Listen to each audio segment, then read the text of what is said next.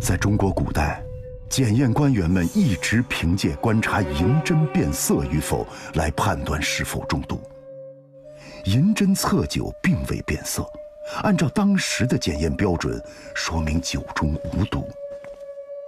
但为了探明是否有其他中毒之可能，仵作还将对尸体做进一步检验。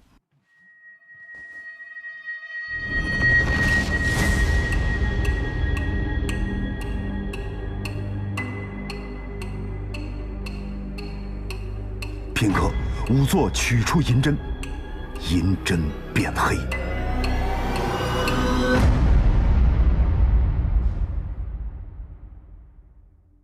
预示刘大郎可能是中毒身亡。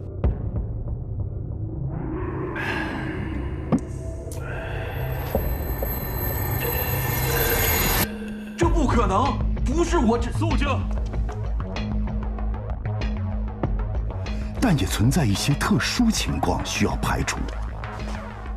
银在接触含硫的毒物时，表面会产生黑色的硫化银而变色。但若接触到因尸体腐败而产生的硫化氢等物质，同样也会变黑。因此，是否是毒杀，尚待进一步甄别。